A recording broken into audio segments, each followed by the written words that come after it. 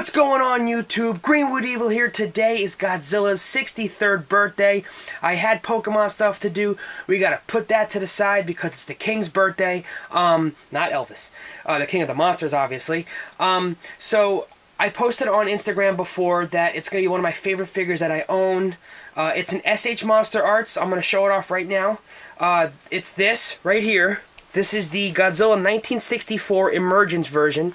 I'll get more into that in a second and explain why it's awesome. But I just want to say, through like 30 movies that Godzilla has and the 2 more movies coming from United States and at least hopefully another one after Shin Godzilla, because that was awesome. Hopefully we keep getting Godzilla stuff. We're getting the anime. It's out in Japan this month, actually, in 2 weeks, but I don't think it's coming to the States until after the New Year, which is unfortunate, but also okay, because they gotta dub it or whatever. Obviously, I'm back. I was sick for a while. That's why you haven't seen me in a video. But I want to get right into this, guys. So let's get right into this review here. So today is Godzilla's 63rd birthday. Like I said, he's an old man. We're doing the Emergence Godzilla from Godzilla vs. Mothra. That's who he is right here. So the reason why he's a little dirty, you guys can see, he is green, his like dirty like sand color. It's because literally in this movie, this is the reason why he's one of my favorite Godzillas ever, is his entrance in this movie, he comes out from under the ground. I can't make that up. He must have been hibernating or whatever, but he comes up from under the ground, and that's why he's all dirty. This is actually a special edition Godzilla vs. Mothra figure, because the other one doesn't have the dirty color here, as you can see. Let me bring the light in for a second. You see how dirty he is? You don't have that in the regular edition. Obviously, he's S.H.MonsterArts quality. He's got the nice long tail, you know, with very flexible. You can pose it however you want. So I want to show you something really cool here. This Godzilla figure, from unlike the other ones, has a glass piece over the eye, and I think that's a reference to this Godzilla. This Godzilla here in this movie was the first Godzilla that had actual moving pupils in the movie. The other Godzillas, the other movies before this, King Kong vs. Godzilla, Godzilla Raids Again, the original Godzilla, they were stationary, but this is the first movie where, focus in there, where they actually moved, and that's why he gives you kind of that googly eye look. Let me move the camera, the light away so you can see both eyes, both pupils. That's why he gives you kind of googly eye look. I don't know why they did that deliberately. I wish they didn't, because he does do that a couple times in the movie. Obviously, his mouth opens up and whatnot. He's really, really cool. The reason why his mouth is so much bigger here, or his jowl here, his upper lip and whatnot, is because during filming of this movie, while they were recording, the actor slipped or something and broke the piece of the front part of the mask here of the head of this Godzilla design. But after they liked it, they apparently liked it, so they left it in. That's why when you watch this movie, Godzilla vs. Mothra, you can see his like upper lip and whatnot just jiggling around when he attacks and when he's moving around. It's actually pretty funny. That's a couple tidbits of information about that movie. I really like that movie. But obviously, you could see he's dirty everywhere. It's really cool detail. Look at how awesome the spikes look, or his dorsal fins. I'm trying to be a little bit more, scientific there. His dorsal fins look good. He has some articulation on his, as you can see, his like chest and stomach area. If I go down any further, he'll pop off, or if I go up any higher than that, he'll pop off, which is okay. They're made to do that.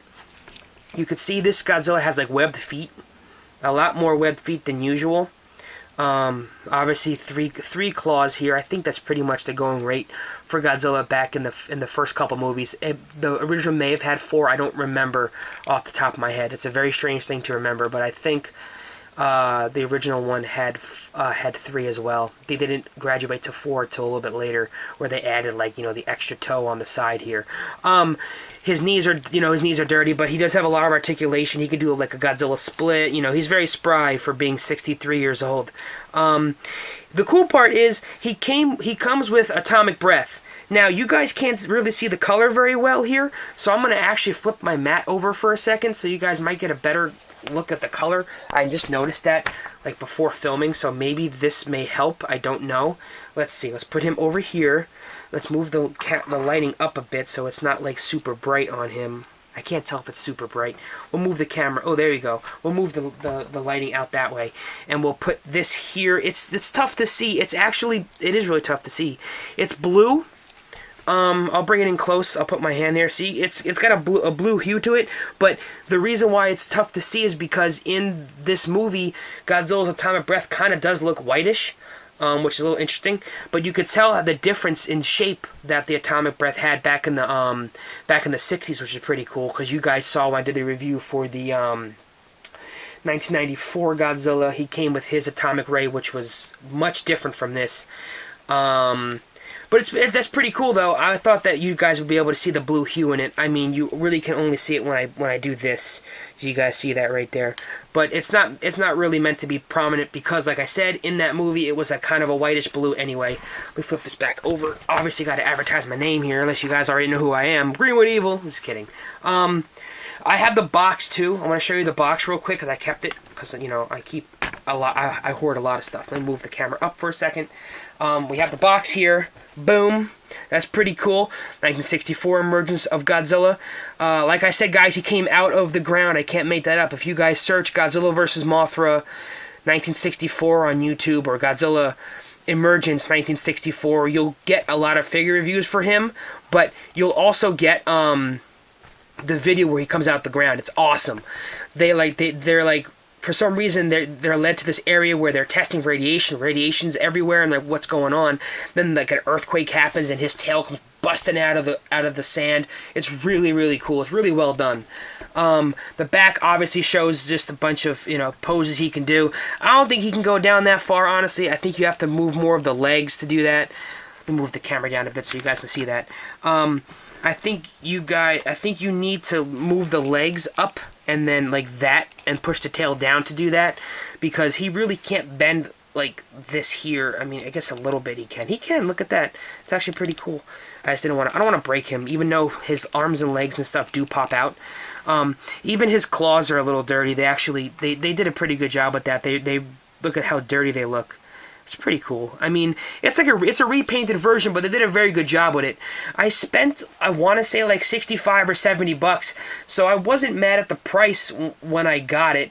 That's why I did buy it, because I wanted it, and the other Godzilla one I bought was 100. I have the Mecha Godzilla from 1993. That one is like 100 bucks. That one's more than 100 bucks. I spent I think 120 on it.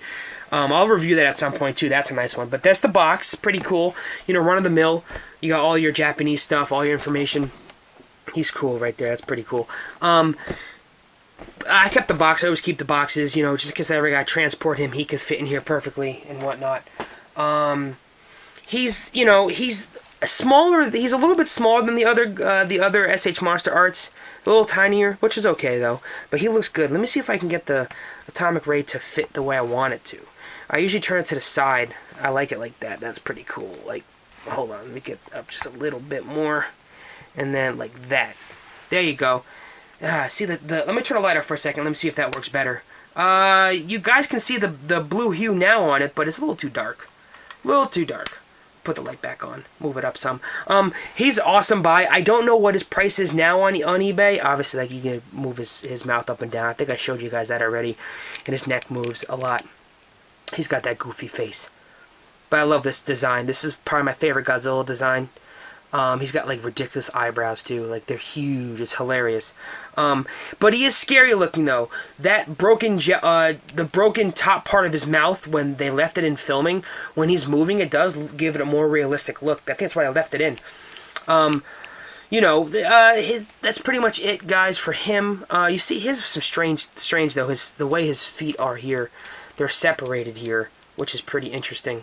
That's pretty much it for him. I just wanted to give you guys some sort of little Godzilla video. I haven't in a while, and it's his birthday, so I might as well show him off a little bit, I like this one. I have one more S.H.MonsterArts left.